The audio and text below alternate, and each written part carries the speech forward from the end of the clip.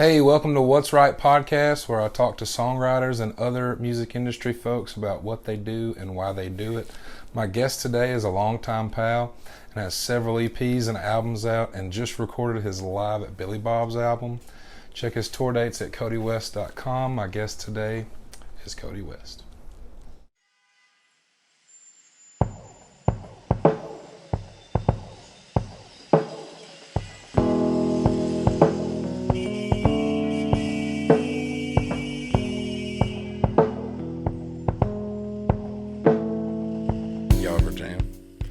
No, but I've had him come in to try to sing harmonies on a song before. It was great, but I basically needed him for a reference because he was able to like sing it, and then I was able to just like go, "Oh, those are the notes." Okay, now and then you sing it. Now I can do it. That's funny. But it was cool. But yeah, he does worship at a church in Gainesville. But that's the only other musical person that I can think of in my family. Yeah. I think my great grandmother like played fiddle or something because there's a fiddle in my granddad's house that hangs on the wall, but I don't know to what extent. Yeah. Was it weird, like to your family when you're like writing songs? No, they loved it. Cool. They really took to it. I thought for sure they'd be like, "He's doing what?" Yeah, yeah. That's dumb. Yeah, he's not gonna go to school, like, but no, But by man. that point, you were pretty good though. Before the whole not going to school was even like a question, right? Like you were doing it as a kid, right? Yeah. Well, I played guitar. Probably starting in I was in third grade when I started playing guitar, and then I just kind of sang here and there growing up, just to myself. And I was in choir in elementary school and all that kind of stuff. So singing and playing guitar were kind of natural things that started at a young age. Yeah. And then I started playing gigs at like my senior year of high school. Mm-hmm. But yeah, they would always come out to. They started coming out super early, and like my first gig was like in Denton at like a bar that like my granddad, he was friends with the owner. Yeah. So that's how I got the first gig. Yeah. You got to know somebody. Oh yeah, that's how this business works, right? That's so funny. How'd you get your last gig? I think my booking agent knew the guy. Yeah. That's so funny.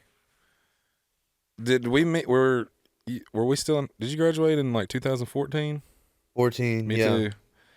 Were we still in school when we met? Do you think were we graduated by then? I'm trying to remember. You remember where we first met? I don't know. The first memory that comes to mind is when we played Jack's. When we did a song swap at Jack's, but we had to have met before then. Yo, I was TMing for Dalton. That's right. I think the first time I met you, Right. if I'm thinking right, it was a place in New Braunfels. It was the place that was you had to carry all your shit upstairs to the second floor. Oh wow. Second story. Where was that even? What was it called? That's crazy. I don't remember that. I forgot that you even TM'd for him. Yeah, it was the place where everyone thought they were under investigation. They were under investigation. Okay. They were under investigation. It was 2 stories. Yeah, you had to carry your stuff upstairs. Every time we got there, they had like one of those elevators that you could use. Was it like a Callahan opening for Dalton show, or was it like me? No, it was definitely Callahan, right? Yeah, it was. It was for sure. That's so funny. That was when we first met. And then, then I started playing gigs, and it was at Jack's. And then they were like, you need to have a song swap and just have people come play with you. Mm-hmm. And I knew you were doing it at the time. Yep. So it was just a no-brainer. Yeah, for sure. So thanks at the time for making the drive from out here to Denton. It wasn't even from here. Me and Colton were on radio tour then. And it was like our last stop on radio tour that week was that day in like Houston.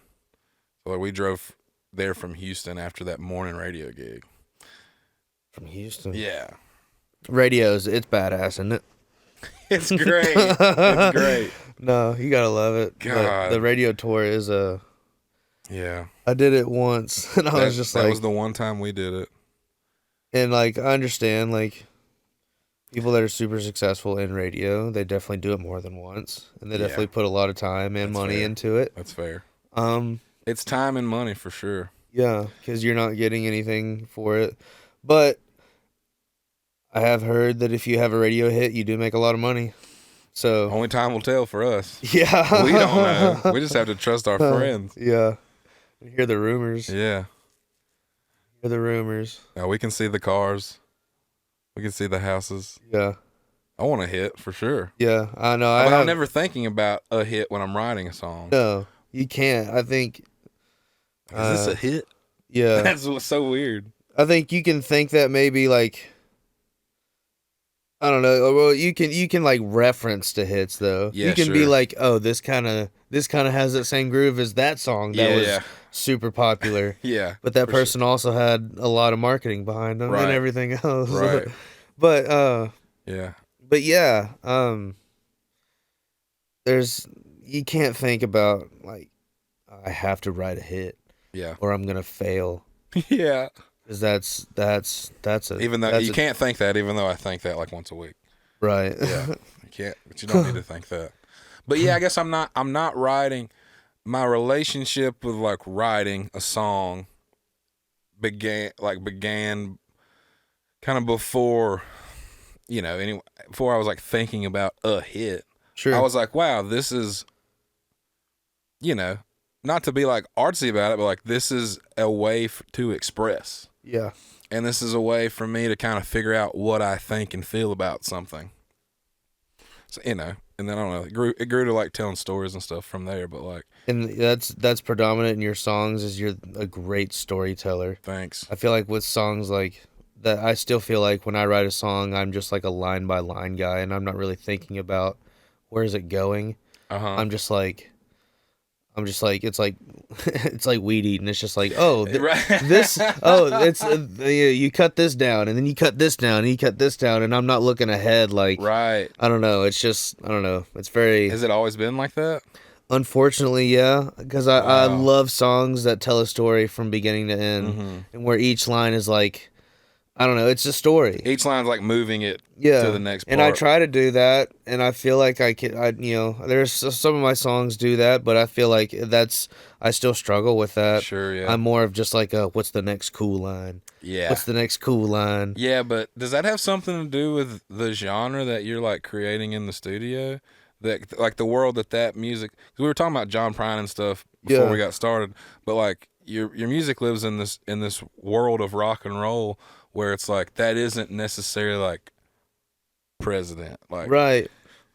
Is it so? I don't know. That a genre thing, or is it just you writing kind of regardless? Is just like that. I think regardless, it's been like that. I think just the chord structures have changed and stuff like that. You know what I mean? Yeah. I mean, I have songs that tell a story, I guess, and I mean, but I just feel like I guess it's just comparing my songs to like. Super good storytelling songs. That's fair. But I was jamming your last two albums. I drove to Wimberley yesterday or day before. Yeah. And I listened. Is it Circles and Green? Are those the last two? Circles and Overgrown. Circles and Overgrown. Green's the first That's album. Right. Yeah. Yeah. I listened to Circles and Overgrown, and like I did get like every line is like.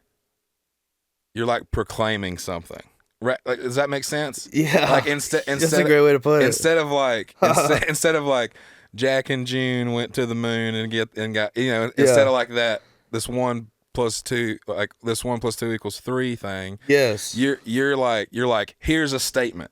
Yeah. And here's another statement. And then when jam for a little bit, you're like, here's another fucking statement. Yeah. And yeah, they have something to do with one another because I'm going to get to that in the chorus. Right.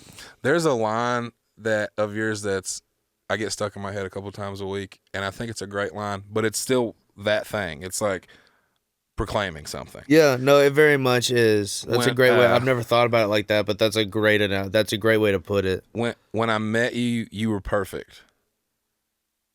That's definitely proclaiming something. Oh, here's just right? Yes. Isn't that the line? When I met you, you were perfect. Yeah. Isn't that the line? Yes. and like it almost it doesn't come out of nowhere, but it's like it's just statements leading up to like this statement, you know. I love that melody. Where did you get that hook? Were you just like yelling stuff? Were you just like or did you kind of like hear it? So you're talking about Ocean. Yeah. Ocean was a song I wrote pretty immediately after we got done recording the Overgrown album. Mm-hmm. And we put out Overgrown like April 1st of 2020. Yeah. And that's when like everyone quit playing shows and everything. Right. And so I was just at home, and I got a Apollo interface, and I plugged my guitar into it, and I was just just jamming at home, just finding a way to do something at home.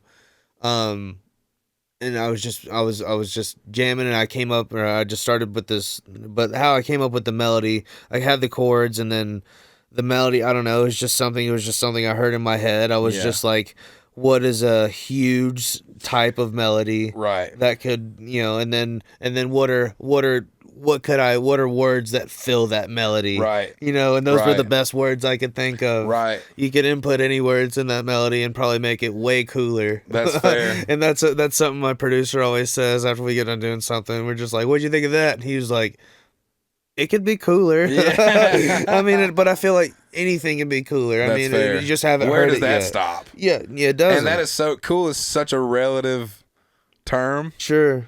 So subjective. Yeah.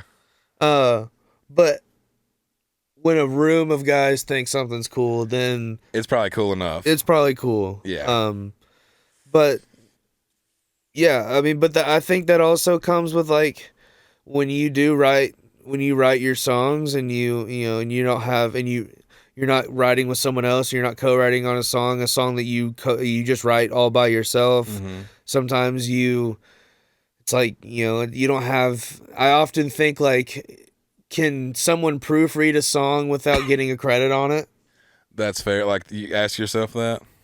Well, it's like, could I show this song to someone and be like, hey, I do need some notes for this, but it's my fucking song. Yeah, but like how an author does with a book. Yeah, dude, I definitely, I will just send it to me and I will do that for you. Okay, cool. But, I'd love to do that. Yeah, that's not that I wouldn't have, but like, it could definitely. That's literally not a big deal. Things at all. can turn into a co-write, but it's just like, I would love to just, other people other than like that you already make music with, but like it's just like I would love to get an outside writer's point of view on like these words, of the song. Yeah, super unbiased kind of. Yeah, but I feel like, as a songwriter, it's just like, where does that line draw? But it's about probably just like having that relationship with someone, be like, hey, what does this mean to you, and is there a way you think I could say this better? Dude, I will for sure do that with no credit. Just send it to me. Well, no, I mean, but I hate to like that's a weird thing to say because no. I think it's just songwriters. It's a communal art. Like, sure, it's like a selfish path in life until it's not. Right. When you finally have people coming and you can finally afford to do it. Right. Everything kind of falls in its place. But until then, it's like a selfish path. Yeah. It's a very communal art, I think. Absolutely. Gage doesn't play really a lot of instruments at all, even. But I send almost everything to him. He's a great writer. Uh-huh. And he's done screenwritings and stuff. And yeah, I mean, sometimes that turns into a co-write. Sure. Let's finish it. Sure. But yeah, sometimes it's just like, did you mean to say "and" here, or did you mean to say "but"? Yes. Or should you not say either one of them? Yeah. And so like that's how I like to look at. Absolutely. That's how I like to look at someone's song. They're like, hey, can you look at this for me? That's what I'm looking at. Yes. Yeah. Yes. That's so vital, and I feel like that's so important to like. Yeah. To have someone do that, I like that. Sure. That's super cool. I'm producing a lot of records now, and in the beginning of that, I think I was kind of hesitant to like talk about someone else's words, sure. Especially if they like weren't asking. Right. But now I've kind of learned like, it's not like a shit ton of people are coming to me to make their records, but the few people that are, words are important to them. So they're like, look at my word. And so like now it's like, that's the first step of even making a recording is like, let's look at these words. Let's put this in a composition just as a solo performer. okay, now let's add things. Yeah. You know. But did you mean to say but, or did you want to say Right. you know? That's so vital. That's Yeah, so dude, vital. for sure. Yeah. I don't know. You couldn't. I mean, definitely send me some stuff. I'll definitely do that. But like, Yeah. you don't think you could just like send that to Dalton and be like, hey, can you look at this? Or do you even value his opinion in that enough to do that? I would definitely value his opinion. I have sent him stuff before, and And it's ended up on his album. No. He's just always like, "That's kick ass." Okay. You know, sounds huge. You know, Yeah. he's Right, just yeah. and it's Nothing constructive. Yeah, at all. and not that and I'm sure he could come up with something constructive if I really asked him. But yeah, He's just more like good jam. yeah, Yeah. absolutely. Yeah. And a lot of people are, and if I mean, you get enough of those back in a text message, you're like, okay, this must be it's good. This must be good. Well, my 5 friends liked it. Yeah. Yeah. Like you finish it, if you feel good about it, you finish it and you get the little voice memo of it, you immediately send it and you're waiting to hear back about it. Yeah. Because it's like, man, I can't play this at my show Friday. Right. I don't know. I guess I could. Yeah. Yeah, I've got some new ones that I would love to. I could definitely send you and bounce back. I've already made demos and stuff. That'd be cool. They're That's just that'd be super neat to have. And I feel like we need to write. That would be fun too. I love your style, man. Thank you. Like, cause like I feel like you're like and I hate comparing. But like you're so like.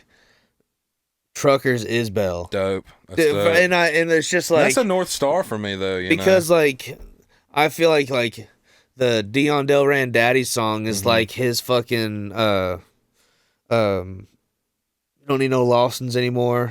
What's Decoration Day? Dude, no way. It's dude for real. It's like the way it's just like it's just such a story. I don't know. It just has that kind of. It's just so southern. It's so south. It's so literate. Yeah. It's I don't know. It's just those two ingredients together is what makes a good song to me. Not every good song is that, but like that is my North Star because like I am from this South. Yeah. But also like I like to read.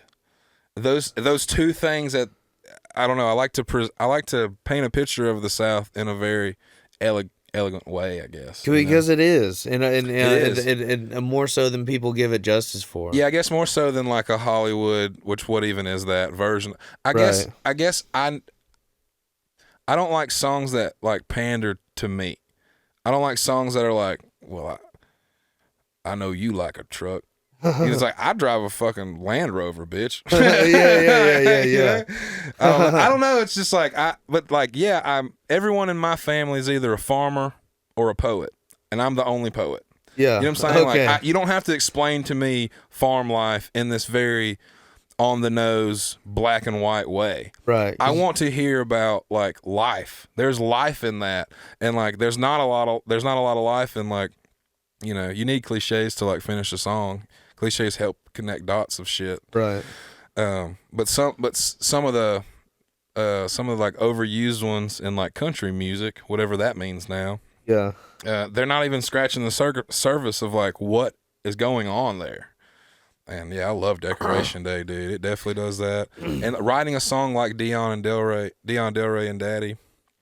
Yeah, it's like that. Like I said, like that's my North Stars to be like. That's my only example of like other than like maybe like Corey Brannon. Do you listen to Corey Brannon? I haven't. Dude, I'm gonna send you his first album. Okay. Came out in 2005, but it was like at the time probably the most progressive Americana album ever made. Okay. Songwriting is it will change you for the better as a songwriter just by listening to it. And I asked this just because it gives me a general vibe, but like, what do you know where's he from? He's from Mississippi. Okay. Yeah, and cool. So like I'm from Louisiana. He's from Mississippi.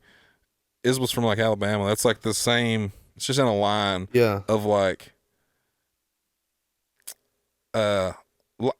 each of those states have their own culture. Sure. But a lot of it is just being in the South. Sure. And there's a lot of interesting shit going on down there. Like when I think when I think of Mississippi, music in general, or Alabama, I think like Muscadine Bloodline.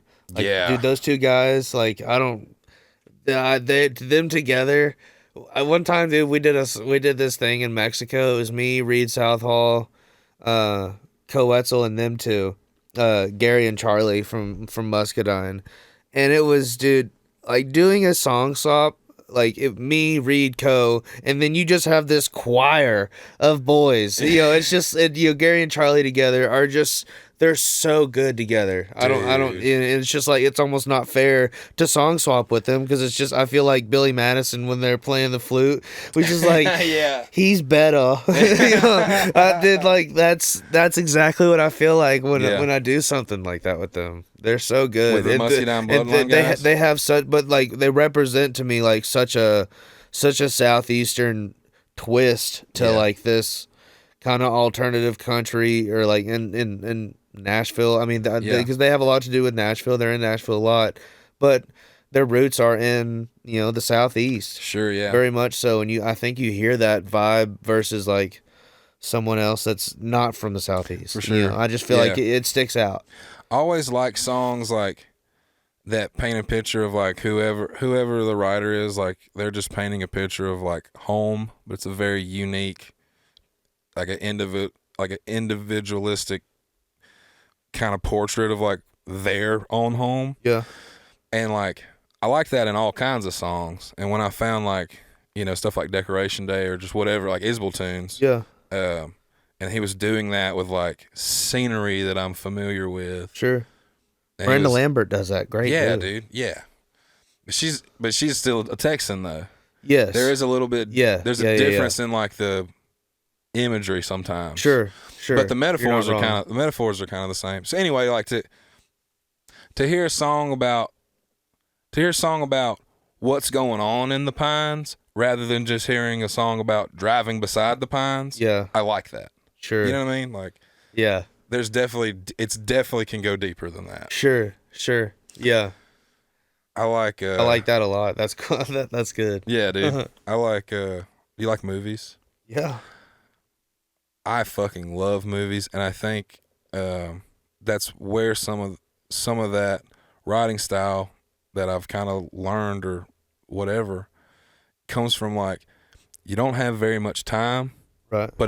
But it does need to have a beginning, middle, and end. Yes, it needs to at least feel like it does. Even if it's like abstract in a way.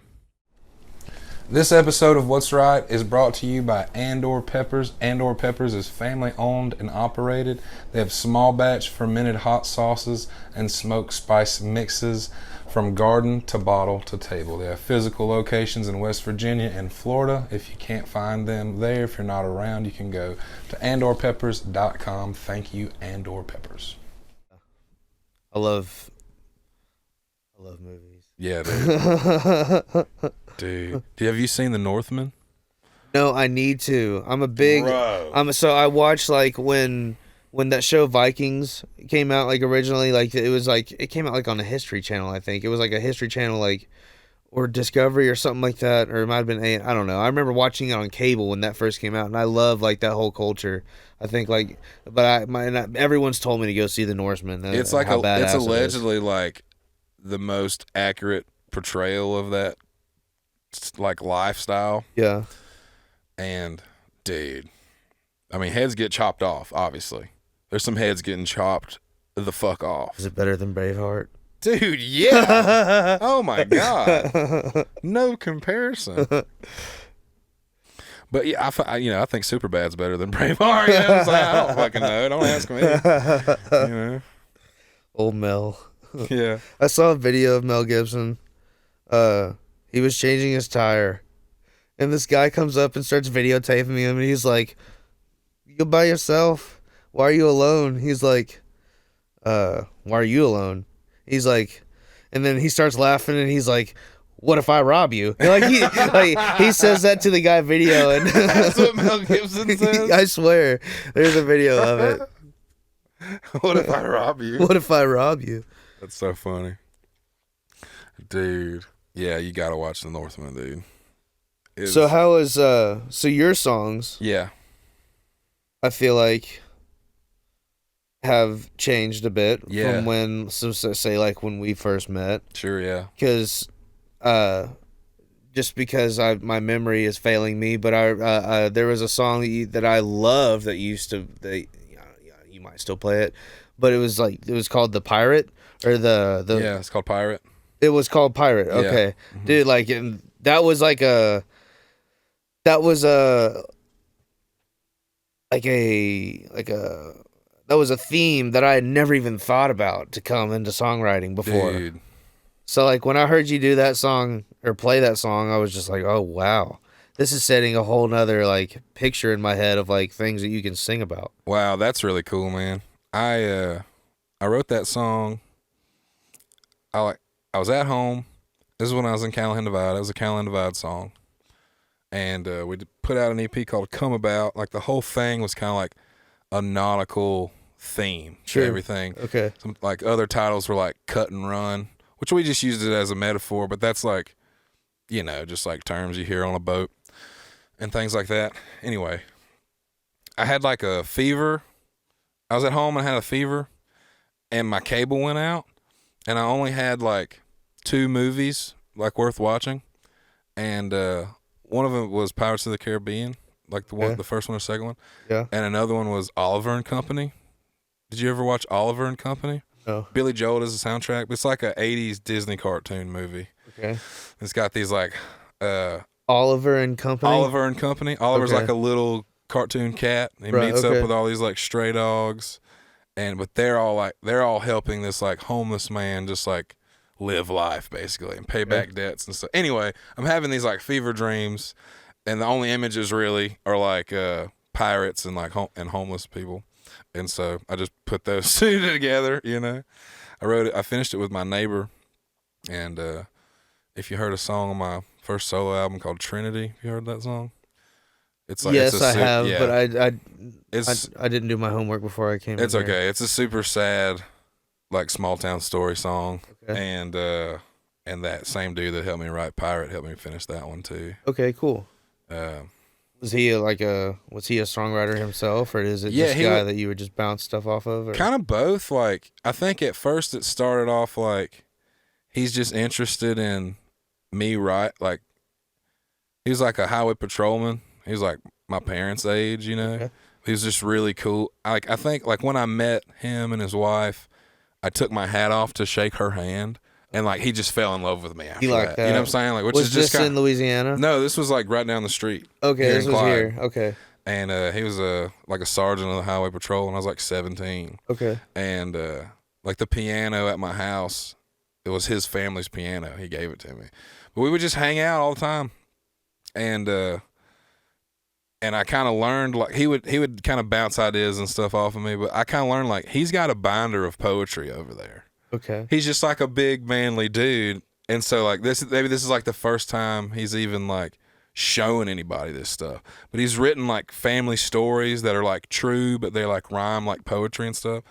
And so when I found that stuff, I was like, dude, you were like a wordsmith. Like you were writing. These are songs. These are fucking songs. I was like, and he would write a bunch of stuff and then send it to me to like put music to for his own like songs. And we had been doing that for a while. When I was like, I'm about 2/3 of the way through this thing. Can you help me bring it home? And I did that with Pirate, and I did that with Trinity. And, nice. But we wrote a bunch of songs together when we were living next door. Before, I'm engaged now. I'm a dad now and stuff like that. But before those things were like possibilities, or, before those things were actually a part of my life, nothing is super pretentious, but like nothing was more important to me than like the next song. And that's a super dramatic. That sounds really dramatic, but like there's truth in it. Like I would just make decisions based on like, is there a song over there? Yeah. You know what I mean? Yeah. Well, dude, I feel like that's why, like, I feel like you're on a whole nother level, like, from me on songwriting. And, like, I feel like that's what that's what sets you apart from, like, someone like me that songwrites. It's just, like, it's like someone that runs, it's like, when it comes to songwriting, you run marathons when it comes to songwriting, when I run 5 miles. Sure, yeah. You know what I mean? That's really nice of you to say. But I like that's the way I feel. Like that, there's just like there's levels to that shit. Sure. But for some, but there's just like, it's just, I don't know why the world, way the work, why, I don't know. It's just, it's all very subjective. Like you said, everything is so subjective, but like, dude, like I've told you this before, but like in the van, dude, when we're driving home late at night, after we get done on a gig on, say, like Saturday night, and I mean, if we're in Texas, yeah, other than El Paso, we're gonna drive home. Like we want to get home Sunday morning. We're not trying to waste any time. Yeah.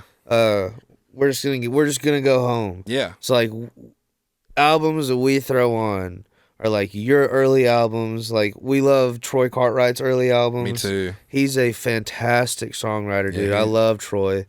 And like we throw in like Red Shahan stuff and like just also, but like you and Troy are like guys that we really throw on so much. That's really cool to hear. It's just Troy is a wordsmith.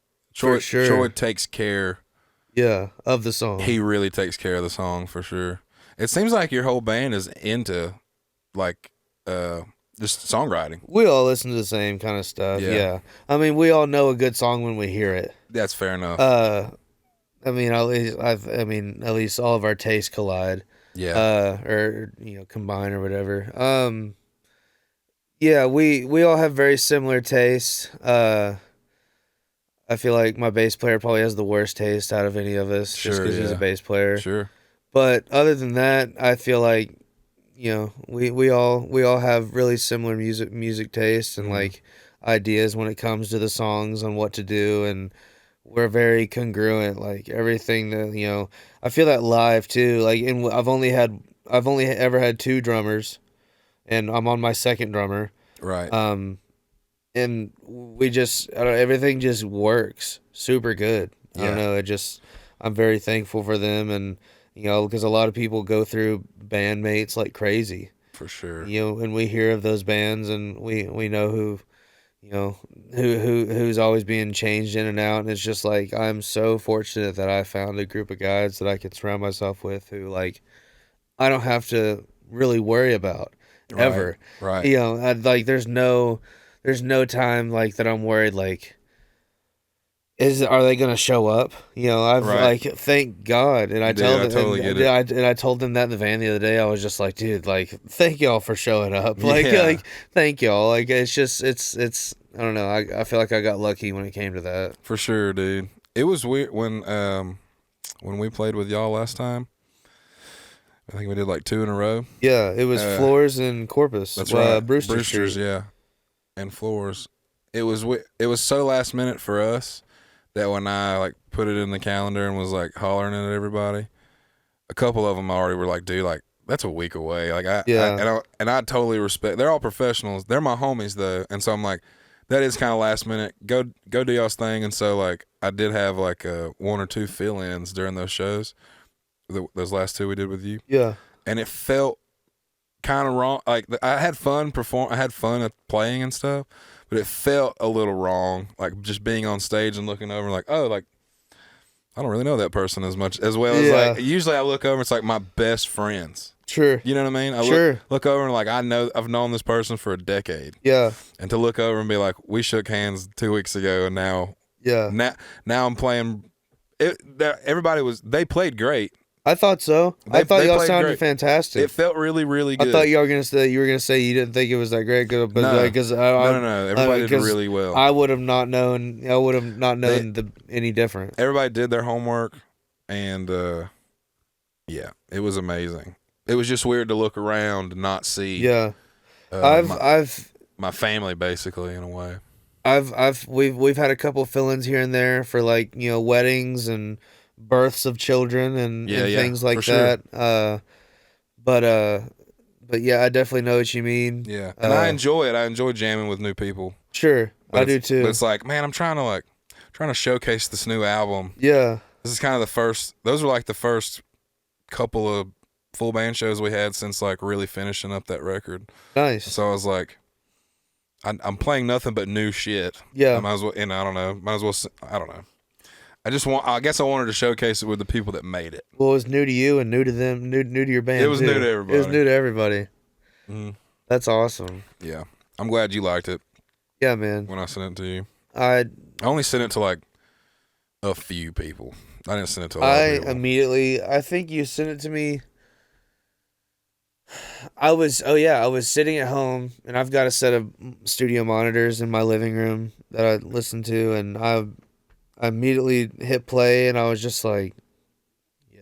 And then I probably listened to like 5 or 6 songs straight before I got up. Uh And dude, there's just, you have a way of just like saying a word and it just makes me go like I just laughed just because like I never would have thought it. I wasn't thinking you were gonna say that next. That's really nice. You have just a way of, and that's what I mean, like you run marathons when you come to like songwriting. Dude. You just like, you go that extra in your mind just goes there. Whereas like I have to force myself to go Yeah. there. You know what I mean? Yeah, it's like, well, you can't truly be like present and be there. Yes. I spent a lot of time of my life like with like one foot in the door of being present and one foot in the door of like kind of working on a tune. Right. And that's like not the hell. Now I can't really do that now. You know, I'm a dad. Yeah. Being present is like, but it's also like not a decision. Like that was never a decision. That's just how I kind of was living. That was just my perspective of walking around life. I'm kind of right here, Yeah. but I'm kind of in a room in my head working on a tune too. Sure. And now, I don't know. I told you this at Dan's last time, but like since I've been a dad, I don't really have existential dread. Right. And so like there's 100 songs right there I don't have to write now. Yeah. You know what I'm saying? And so I don't know. I've enjoyed. Can I say what you you told me something at Dan's and it stuck with me. What was it? You said since the birth of my child, I have not had any more thoughts of the sun exploding and killing us all. That's very true. Dude, I fucking died when you told me that. I was just Dude. like, I haven't experienced my child's not born yet, but I hope to have that same You will. experience. You don't have a choice. Like that's what they give you.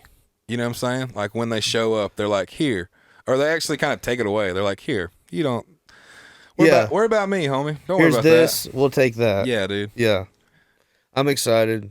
Me and my wife are super stoked about it, man. Yeah, I'm glad y'all are like trying to be surprised. Yeah. For the gender. That's really cool. I mean, I wasn't brave enough to do that. That's the way they did it back then, huh?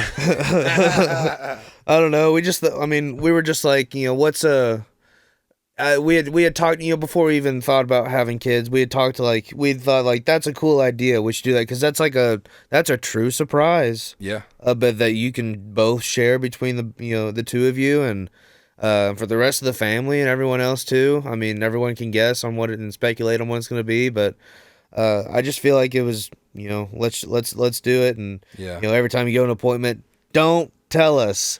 It's in the waiting room, we're just like signing in. You're like, by the way, don't tell us when we get in there.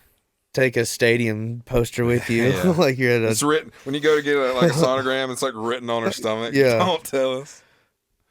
That's so funny. Yeah, we're stoked, man. We're super stoked. You should be, dude. And don't feel as far as like in the context of writing, don't feel obligated to like shit out a song about your kid immediately. Sure. You know what I mean? I felt just because you feel like might be. Well, yeah, just because you're a songwriter and now you have a kid. Yeah. And so you're gonna have that song. You're gonna have plenty of songs probably that's like for or about your kid or that relationship, or an interaction or a new something that has to do with your child has impacted you to say this now in a song. Exactly. Okay.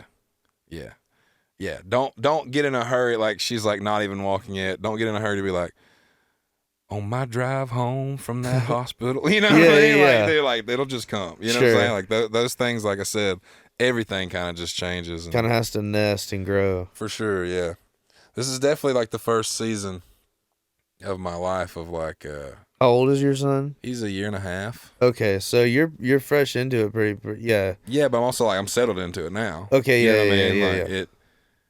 The consistency of it is like it's like a relentless consistency. if Okay. that makes sense. I don't mean relentless in a negative way. It just like doesn't stop. You know, before I was a dad, Jamie Foxx has a book. I don't remember what it's called, but he talks about it on probably like Rogan or something. But Okay. But there's a chapter in there about fatherhood, and it's like I dropped my kid off from school like the first time they were going to school, and then and he was like, then I did it the next day, and then the next day, and then the next day, and I like had this thought. I was like, wow, this is just life now. It's not like, I don't know. It's like tying your shoes. Yeah. You know what I'm saying? Or breathing. Yeah, but it's something you don't start until later in life. Sure. Yeah. For sure. Hopefully, I mean, my parents started super young. They were kids when they had me, you know? Right? And that happens. But dude, I remember having the thoughts of being like, I was definitely over 25. I was fine to have a kid finally. Sure. You know what I'm saying? Yeah. And I was afraid of fatherhood before it happened, and now I'm like relieved by it. I see. Yeah. I see. See, I feel like I don't know if I was ever like scared of it, but I feel like we definitely waited until the right time. That's good. But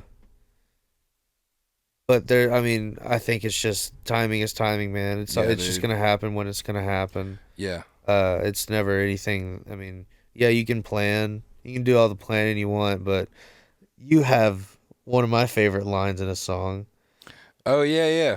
About plans. It's a fantastic line, and I think about it all the time. And the line is, if I can think of it correctly, it's it doesn't go to plan, even if you bother to make one.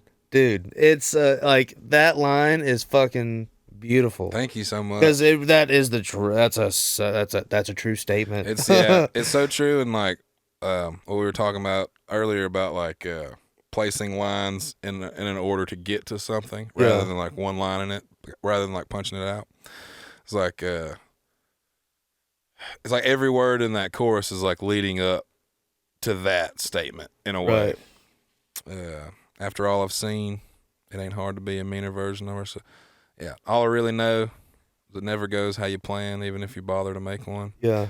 And then it feels so cool to come into that second verse, kind of referring back to that line. Yeah.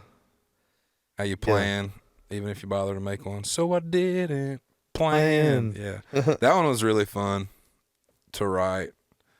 If somebody of we your wrote that caliber together, walking right? in. Was that the one where we put like a bunch of different lines from different songs into? Or was that? No, that was Clocks and Mirrors. The album's called, the new album. I love adding stuff like that. Clocks and Mirrors. Because that's only stuff that you can do here. It's not anything you can like do live. Like when you add layers of vocals coming in. Right. It's not something you can do in your living room with a guitar. Right. It's only something you can do on, really here in a studio setting. Yeah. And it's so cool to hear stuff like that. And like when we have an idea like that and we have our producer do it, it just like makes you smile. The first time you hear it, you're just like, oh, cool. Oh, so we can do that. Yeah. And like, the studio is cool because when you do it long enough, you kind of learn like, there's really no bad ideas. Let's try it, you know? Sure. Because something can, like, if I'm like, hey, what if we did this? The explanation of it could sound really lame. Yeah. Sometimes. It's like, but do it, you know? What that sounds like could be really cool. Yeah. Yeah. Absolutely, man. The studio is endless. Yeah. And that's what it changes songs so much. That's why I did an acoustic album. Uh-huh. Just because I love when bands do an acoustic version of a song. Yeah. So I picked out some songs. I think I even did a post on social media asking folks like which ones y'all want to hear. So I took some virtual requests as well. Yeah. And so I'm gonna have suggestions. Yeah, some suggestions. Some virtual suggestions. So I think I'm gonna do 3 volumes, 1, 2, and 3. I think it's gonna start in June, so I don't know when this is gonna air. But either you'll have already heard it or it's coming. Yeah. So we got some acoustic stuff that like I just really wanted to kind of strip to the bare bones and just here's the song. Yeah, And you're doing 3 volumes of that? yeah, well, it's like I think it's a total of like 15 or 16 songs. Mm-hmm. I'm gonna do like 6, 5, and 6. Cool. Just so we can just to have continuous release over the summer. Mm-hmm. I'm gonna try to put out 2 full band singles over the summer That are brand new. Yeah, that are new. All these acoustic songs we've heard. Yes, the full band versions of. Yes, already. they will be songs that everyone has heard in the past. They're just going to be the acoustic version, and just the way that I wrote them when I wrote them. You know, just kind of how the bare bones of them before they got all switched up and changed in the studio, and we added all the cool stuff. Right. Yeah. But it was fun doing that. I love acoustic stuff. I think we all start out playing acoustic at Jack's Tavern or Fuzzy Tacos or whatever it may be. For sure. So it's just I love playing acoustic. Like, you know, I'm playing a gig tonight here in town, acoustic gig, and you know I love doing acoustic stuff because I can also stretch my legs and play a new song. Right. You know? Yeah. And it's always been a part of your show. Every acoustic. full band show that I've been, even the full band stuff that I've been to, like you make it a point to like have a couple of a night that's acoustic. I like it. There's been shows where I felt like, we might have lost them there. Dude, well, yeah, it's a change of vibe. It is. But it's like, it is. If you can, you know, some crowds are better than others, I get. Yes, they are. It's more appropriate in some places than others, maybe. And that's another reason why I did it, is because a lot of the venues we play, it is appropriate to do it. Mm-hmm. And there are people that appreciate it. There's people, you know, I'll go to the merch table after the show, and there's people that come up to me, you know, at least one person or 2 people that say, I love the acoustic part. Yeah. Or it's someone who maybe brought their, you know, just someone that brought their parents. Right. And their parents are like, we love the acoustic. Yeah, you know, yeah. That was the best. We can understand you. We can actually hear what you're saying. So it's just, you know, so I do make it a part, and I love it, and I'll do, you know, depending on how long we got to play, I'll do 2 or 3 songs, sometimes 4. If you know the crowds, if they want me to do something specific, I'll add something in there for them. For sure. But there's definitely times where I wish, like, man, I wish we could just not go to that right now and just keep barreling through. Yeah. And just, you know, keep the vibe going upward. Yeah, but it's even at gigs where there are a lot of people. Let's say there's 1,000 folks, like, or whatever. They somehow, like, acoustics still hits somehow. Yeah. They like it. Yeah. They're actually like, it makes them kind of pay attention a little more. For sure. So like I think it works all over. You know, I even see videos of Taylor Swift playing acoustic in a stadium of people, and then there's even 10,000 outside the stadium. Yeah, sometimes that's more appropriate sometimes. Yeah. Than like Love and War or something. Yeah. Yeah. Dude. Not when I'm opening, but when I'm headlining. But when I'm opening, I'm just like, let's just fucking vibe for an hour, try to make some people giggle, try to get the energy of live music in the air for whatever homie's about to follow. But like when I'm headlining, and there's just more time, like a 90 or more. 90's good, but like a 75 to 90. 90's about the longest I'll go. Yeah. 90. No one really wants to hear anything that anyone's doing. After I feel like people long. get unless you paid $200 for a ticket and you're at a stadium seeing someone huge. But even then, that's kind of long enough. Like, I feel 90 minutes is an hour and a half. That's long enough. I mean, I get antsy in a movie theater after an hour and a half. Yeah, 100%. So it's just like, yeah, I'm not gonna. There's a guy on Twitter. He's a tour manager of a pretty famous guy. He tweeted one time. He said, "It should be illegal for a band to play longer than 45 minutes." Yeah, dude, I totally agree with that. And I was just like, yes. Bro, because like it is a.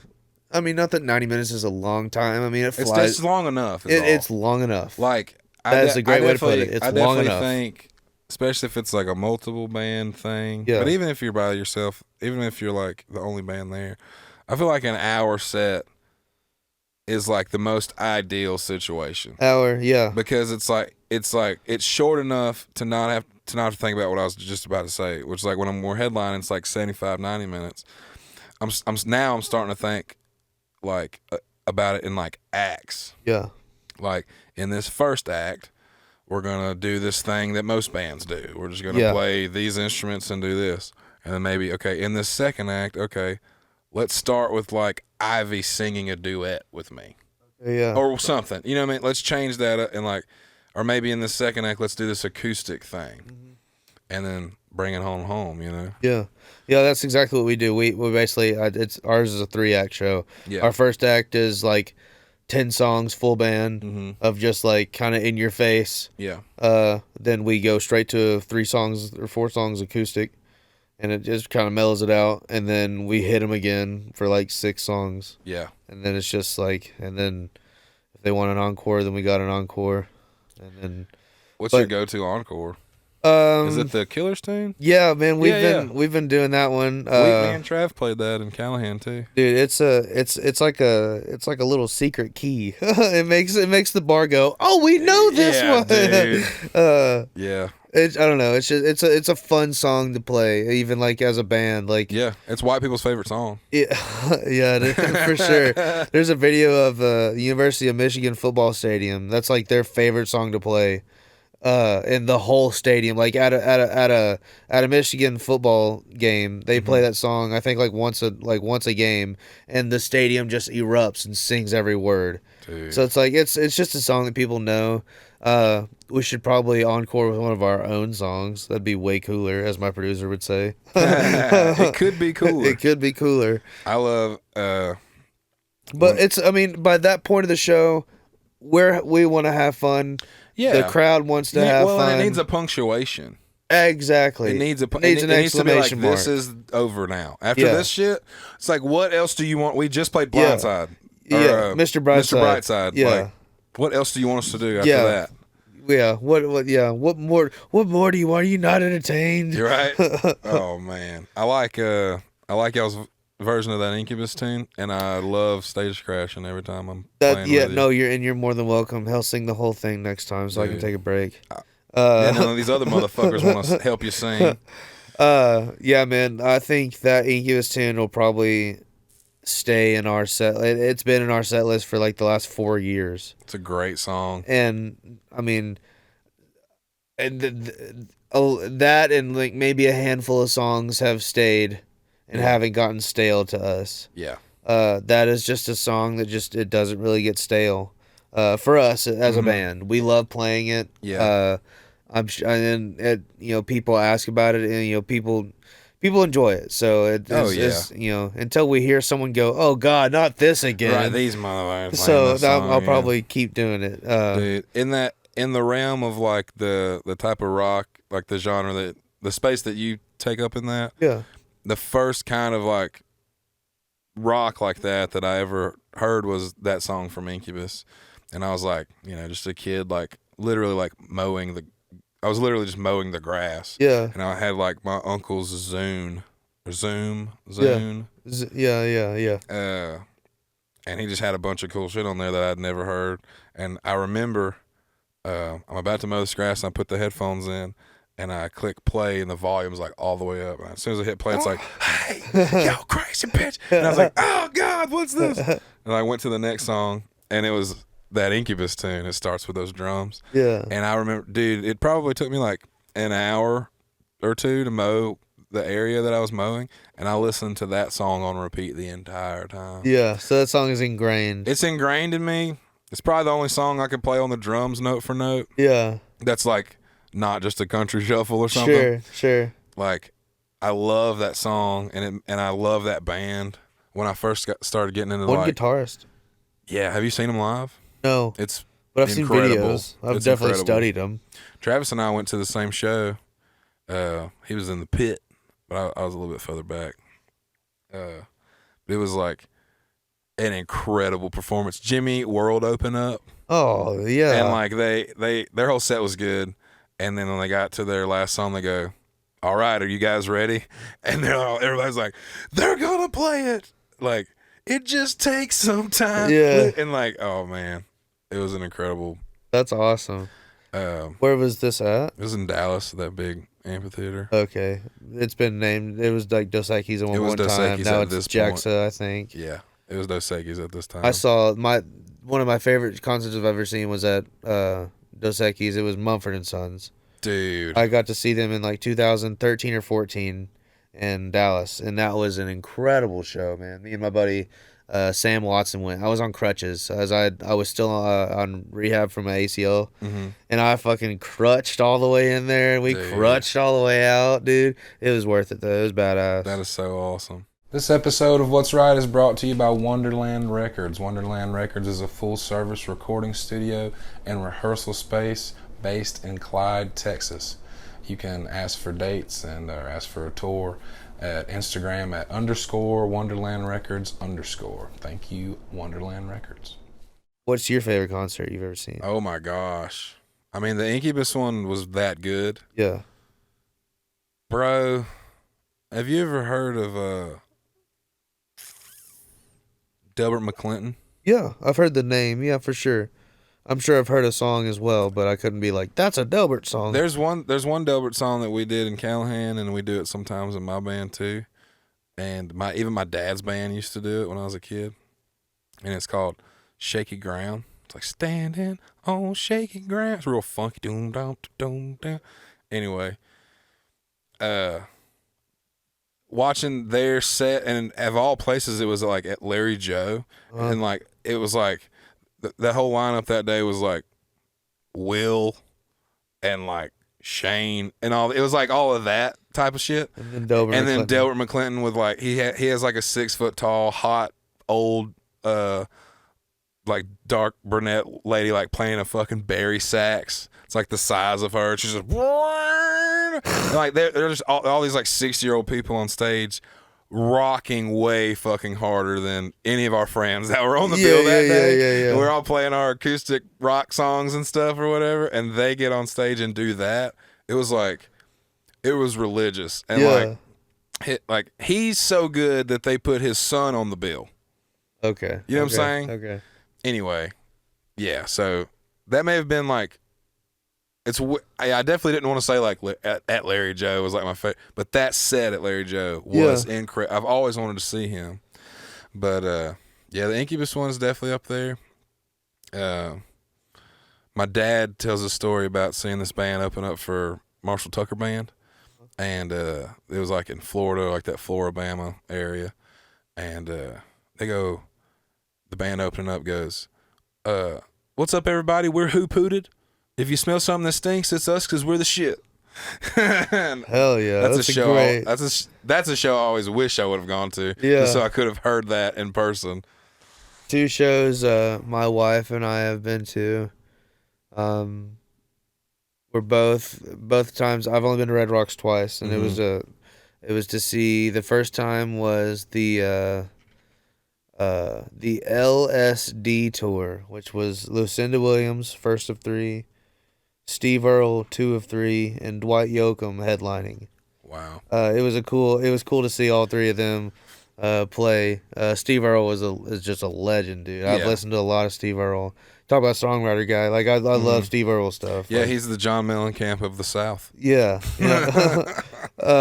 He's great. No offense. No. He's great. Yeah. But he I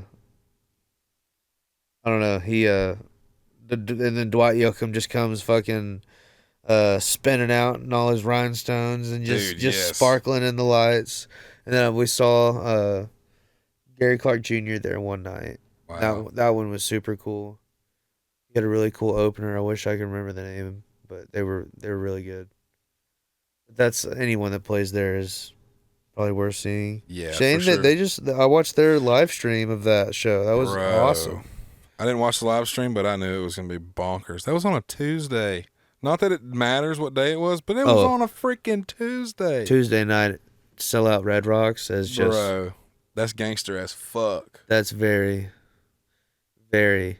Do you have moments when you're like on Instagram and you see that and you're like, I can't believe I know that. That fucking bird. I can't believe I know those guys. I told I literally in my, you can ask. Those are the dudes I was drinking Arbor Mist with outside of some tractor pull, you know what I mean, or whatever. It's like, oh yeah, like literally, we played a show off Broadway in St. Louis. Literally, we pull up and chase their bass players throwing fucking fireworks out the window. yeah. And I don't know if you played off Broadway in St. Louis, but it is not in a very nice neighborhood. And they're just, just a bunch of boys that look like us. Yeah. Fucking throwing fireworks out the window is definitely gonna, cause a couple eyes to look at us. For sure. But yeah, dude, you can ask my band. I literally, I didn't go, but I was in the van. We were just driving one day, and I was just like, the day that Shane Smith and the Sades headline Red Rocks, I'm gonna go. We're gonna go as a band. This was like 5 years ago, probably. No, literally the next week they announced. Oh, okay. Literally, Shane announces on Instagram. I mean, I'm friends with Shane. We say hi whenever we see each other, but we don't keep like contact. But I mean, literally that next week on Instagram they say headlining Red Rocks for the first time, and I was just like, holy shit, dude. Yeah, you should say other cool shit. Hell yeah, maybe, yeah, I need to say that about me. But like, I was like, hell yeah, dude. I was so happy. Yeah, dude. When I see people doing good, I love it. Yeah, it makes me so happy. It really does. And I just feel like, you can't do anything but be happy for them. For sure, man. Especially an act like that. It's just like the most. And I commented on his thing, and all I said was the most deserved. Like, I saw that. I saw your comment on that. It was like, you're super right on that. They are. I mean, who else but them right now to do that? Dude, like they are. I mean, they should. I mean, and they are. I mean, they headlined Red Rocks. They sold it out, but I mean, I feel like they should be doing that once a month. Yeah, they should be doing that. Madison Square Garden, dude. They are huge, and in my eyes, like Shane Smith could be the biggest. They could be they're the Texas Mumford & Sons. 100%, dude. Oh wow, yeah. They are. I mean, you heard it here first. Yeah, you heard it here first. But they are, dude. I mean, and it makes me so stoked to see them do that. That's so dope, dude. Stoked. Are you writing anything like right now? Do you have something that's like half written? Do you kind of finish them when you start them? I have two that are finished that are not like they're not done. Yeah. I have a third song that has no words, just guitar. Okay. So is it at least like cool guitar? Yeah. I'm just kidding. Yeah. It's gotta be cool. Yeah. I mean, yeah. That's honestly the way I write. Is it has to be like it's music first. Okay. I wish I was one of those guys that could just walk down the street and just come up with lines in my head and then just write them down and then go home and then find the chords that match that. For me, I have to sit there and pretty much have a good verse and chorus. Progression. Yeah. For me to really get a vibe of like, what's my vocal pattern? What's the melody here? Sure. And then once I find a melody, then I find the words. Is it like? And is it just like a voice memo thing? You just like click record and kind of just jot the voice chords memo, down? Or I've got a SM7B at home that I'll just stick it in front of me and I'll throw my headphones on and I've got it set up to where it sounds decent. Sure, yeah. Just with the one mic. But yeah, voice memos or yeah, just doing a quick demo session at home. I don't write too much. Like, I'm not one that's just like, I wrote this in a hotel room in Atlanta. Like that. I'm not one to really like. It's not like romanticized, really. No, not at all. It's very like, and I my producer hates it, but I love going into the studio and starting something new. Most guys like you to come in with a written song and then we can work on it because it's very time sensitive and we can, you're wasting money if you're in here with nothing, with no song and you're just writing in here. Does that ever make you think about getting other people's songs, or does that make you be like, I need to finish some fucking songs? Like ask people for songs? Yeah. No, I've never thought of that. Yeah. I didn't think. That's never occurred to me. Cool. I would definitely do it. Sure. If the song was, if I thought like it was good. It was good and like appropriate. And if I could, there's something about like the person that wrote the song probably performs it the best. Yeah. I mean, Sure. I mean, George Strait does performs them the he best. performs. I mean, he does them all great. But I mean, yeah. But what's Dean that guy? Dillon does Dean them Dillon. better. Yeah, I mean, he's. I don't know. So I mean, in a situation like that, it's just like, I mean, is it believable that I wrote this? Then yeah, I'd sing it. Yeah. But I've never had anyone approach me and be like, "Hey, man," or anyone like. And no one's ever been like, "Hey, I have a song for you." Yeah, or yes, but it's been like a random like Instagram DM from like. I meant like a songwriter. Yeah, that yes, Yeah. yes, that's no, not from a songwriter. I meant like Troy or something. No, Yeah. no. But I feel like, kind of going to like, my music is kind of changing. Our is Dave Grohl doing a lot of co-writing? Dave Grohl? Yeah. No, and he thinks a lot about it the same way you do, as far as like the writing process. So I'm thinking like he's just like, I gotta go write some words down real quick, and he just does it like one line at a time. So like I'm thinking like, a lot of alternative music probably isn't a lot of co-write stuff, because you're saying, like you said, it's a lot more of statement. Right, it's like I mean this. Yeah. This is what I mean. Yeah, because it's more exclamation point, Mm-hmm. which is like folk stuff is a lot more question mark. This ... Question mark. Yeah, yeah. Semicolon. 100%. Yeah, and I write the semicolons in there. Yeah, yeah. No, you probably do. Yeah, I do. You probably edit it like you're actually like writing a paper or something like that. I definitely edit. I think that's something that like just most songwriters, every songwriter should do. Yeah, in a way. I think there's a lot of us that aren't doing that. But yeah, like writing it down is more like, I'm inspired, I'm gonna write this thing down. But yeah, editing it is like, what the fuck is this? I don't need to say that. Like, it's a lot of just taking away. I'll just sit there and I'll listen to a voice memo or a demo and just read the song as I listen to to the demo, and just like, does it read?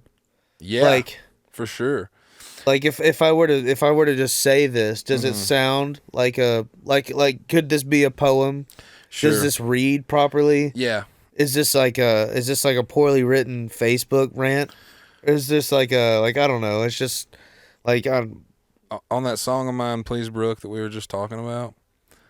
You asked me about that line in the bridge, and the only reason I kept it that way, because like I'm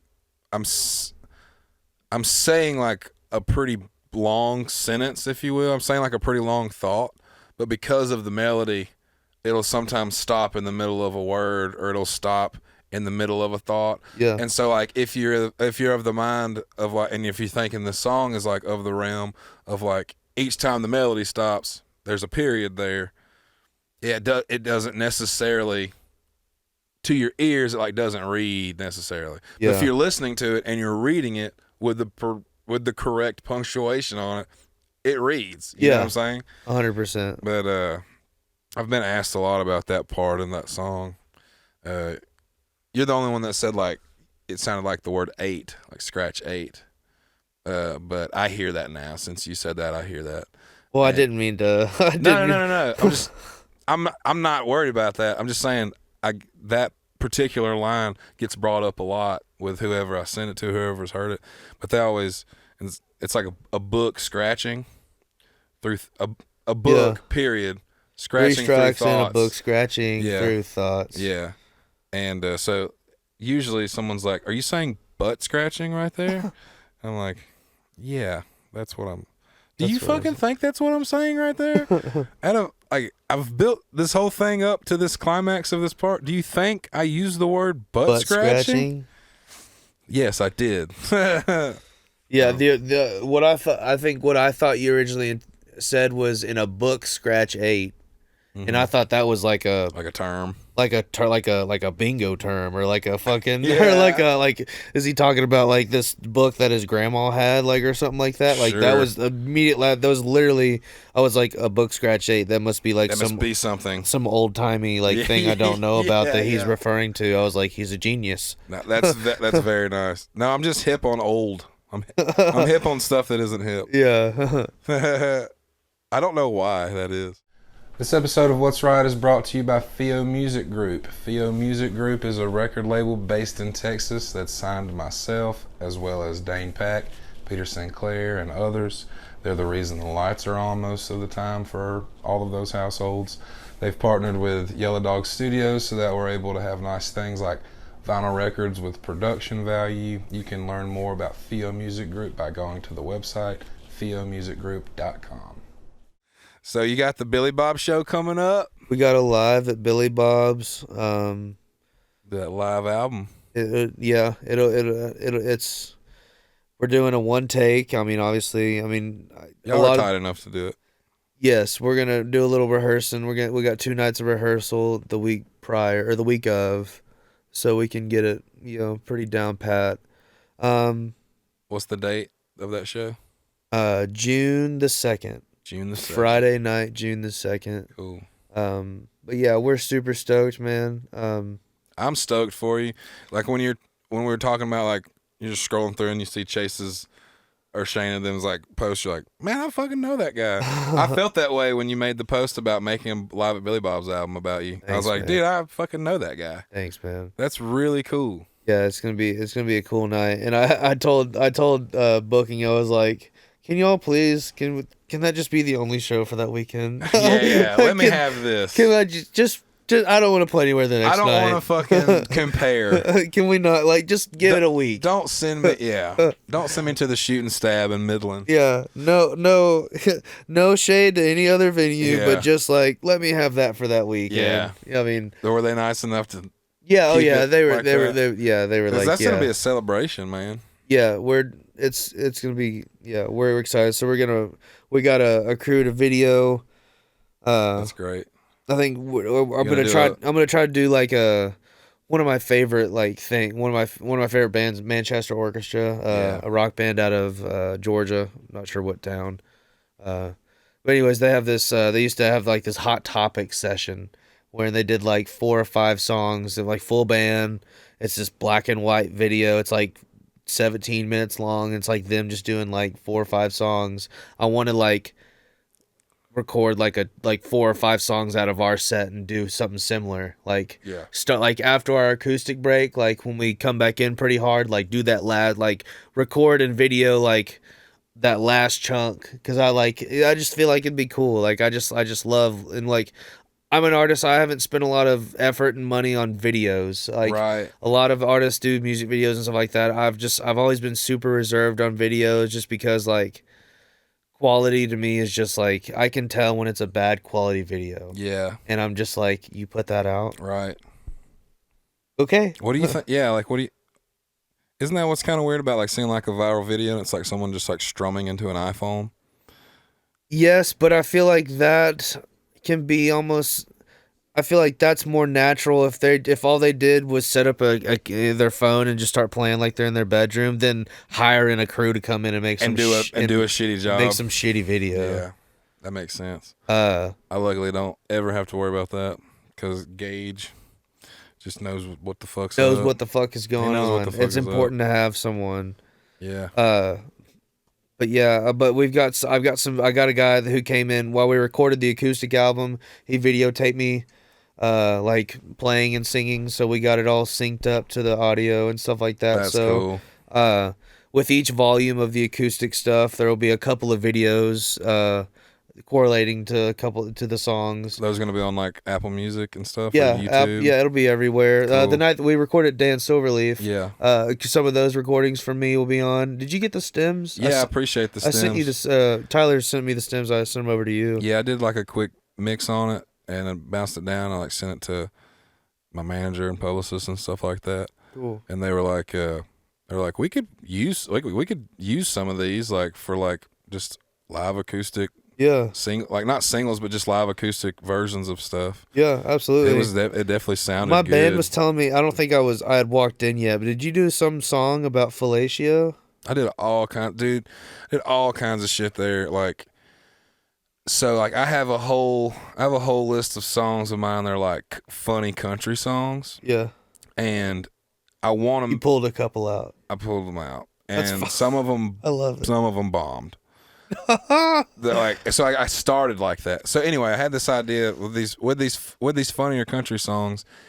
It needs to be like a live recording to be able to release it, because you want to hear like a crowd, you want to hear laughter and stuff. Right. I'm gonna have to probably do it at a comedy club, or I'm just gonna have to do it somewhere where people are like there to laugh and prepared to laugh.